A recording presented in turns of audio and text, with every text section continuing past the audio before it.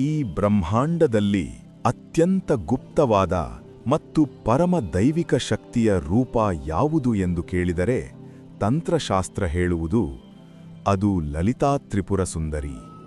ದಶಮಹಾವಿದ್ಯೆಗಳಲ್ಲಿ ಮೂರನೇ ಮಹಾವಿದ್ಯೆಯಾಗಿ ಪೂಜಿಸಲ್ಪಡುವ ಲಲಿತಾ ತ್ರಿಪುರ ಸುಂದರಿ ದೇವಿ ಸಾಮಾನ್ಯ ದೇವಿಯಲ್ಲ. ಆಕೆ ಪರಬ್ರಹ್ಮ ಸ್ವರೂಪಿಣಿ.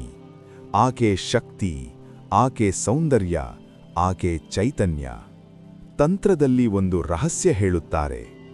ಬ್ರಹ್ಮ, ವಿಷ್ಣು, ಮಹೇಶ್ವರರೂ ಕೂಡ ಒಂದು ಸಮಯದಲ್ಲಿ ಈ ದೇವಿಯ ಶಕ್ತಿಯ ಮುಂದೆ ನಿಲ್ಲಲು ಸಾಧ್ಯವಾಗಲಿಲ್ಲ. ಏಕೆಂದರೆ ಈ ಸೃಷ್ಟಿ, ಸ್ಥಿತಿ, ಲಯ ಎಲ್ಲವೂ ಲಲಿತಾ ತ್ರಿಪುರ ಸುಂದರಿಯ ಚಿತ್ತದಲ್ಲಿ ನಡೆಯುತ್ತದೆ. ಪುರಾಣಗಳಲ್ಲಿ ಒಂದು ಅದ್ಭುತ ರಹಸ್ಯ ಕಥೆ ಬರುತ್ತದೆ. ಒಮ್ಮೆ ಭಂಡಾಸುರ ಎಂಬ ಅಸುರನು ಅತೀ ಭಯಂಕರ ತಪಸ್ಸು ಮಾಡಿ ದೇವತೆಗಳಿಗೂ ಸೋಲಿಸಲಾಗದ ಶಕ್ತಿಯನ್ನು ಪಡೆದನು.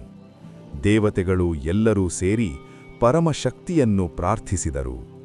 ಆ ಸಮಯದಲ್ಲಿ ಶ್ರೀಚಕ್ರದಿಂದ ಒಂದು ದಿವ್ಯ ಪ್ರಕಾಶ ಹೊರಬಂದಿತು. ಆ ಪ್ರಕಾಶದಿಂದ ಅಪಾರ ಸೌಂದರ್ಯ, ಅಪಾರ ತೇಜಸ್ಸು, ಅಪಾರ ಕರುಣೆ ಹೊಂದಿದ ಲಲಿತಾ ತ್ರಿಪುರ ಸುಂದರಿ ಪ್ರತ್ಯಕ್ಷಳಾದಳು. ಆಕೆ ಕುಳಿತಿದ್ದ ಸಿಂಹಾಸನ ಪಂಚಬ್ರಹ್ಮಗಳ ಮೇಲೆ ಇತ್ತು. ಅರ್ಥ ಏನು ಗೊತ್ತಾ? ಬ್ರಹ್ಮ, ವಿಷ್ಣು, ರುದ್ರ, ಈಶ್ವರ, ಸದಾಶಿವ ಈ 5 ಶಕ್ತಿಗಳಿಗೂ ಮೇಲಿರುವ ಪರಶಕ್ತಿ ಲಲಿತಾ ತ್ರಿಪುರ ಸುಂದರಿ.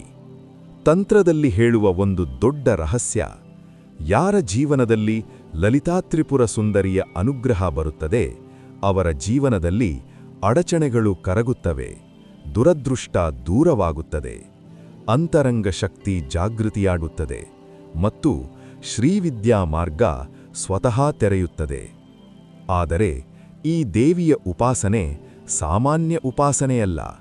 ಶ್ರೀವಿದ್ಯಾ, ಶ್ರೀಚಕ್ರ, ಪಂಚದಶಿ ಮಂತ್ರ, ಷೋಡಶಿ ಮಂತ್ರ ಇವೆಲ್ಲ ಅತ್ಯಂತ ಗುಪ್ತ ಮಾರ್ಗಗಳು.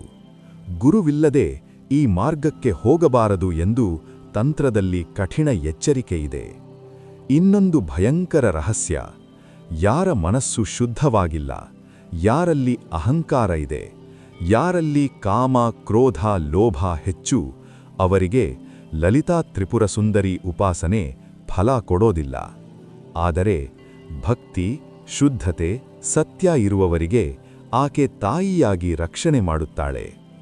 ಒಂದು ಗುಪ್ತ ಮಂತ್ರವನ್ನು ತಂತ್ರದಲ್ಲಿ ಹೇಳುತ್ತಾರೆ. ಓಂ ಶ್ರೀಂ ಹ್ರೀಂ ಕ್ಲೀಂ ಐಂ ಸೌಃ. ಈ ಬೀಜಗಳು ಲಲಿತಾ ತ್ರಿಪುರ ಸುಂದರಿಯ ಚೈತನ್ಯ ಬೀಜಗಳು ಎಂದು ಹೇಳುತ್ತಾರೆ. ಆದರೆ ಈ ಮಂತ್ರವನ್ನು ಜಪ ಮಾಡುವ ಮೊದಲು ಗುರುವಿನ ಅನುಗ್ರಹ ಅತ್ಯಂತ ಮುಖ್ಯ. ಇನ್ನೂ ಹಲವರಿಗೆ ಗೊತ್ತಿಲ್ಲದ ರಹಸ್ಯವೇನೆಂದರೆ, ದಶಮಹಾವಿದ್ಯೆಗಳಲ್ಲಿ ಅತ್ಯಂತ ಸೌಮ್ಯವೂ ಅತ್ಯಂತ ಶಕ್ತಿಯೂ ಅತ್ಯಂತ ಗುಪ್ತವೂ ಆದ ದೇವಿ ಲಲಿತಾ ತ್ರಿಪುರ ಸುಂದರಿ. ಆಕೆ ಕೋಪಗೊಂಡರೆ ಬ್ರಹ್ಮಾಂಡ ನಡುಗುತ್ತದೆ, ಆಕೆ ಸಂತೋಷಪಟ್ಟರೆ ಜೀವನ ಸ್ವರ್ಗವಾಗುತ್ತದೆ.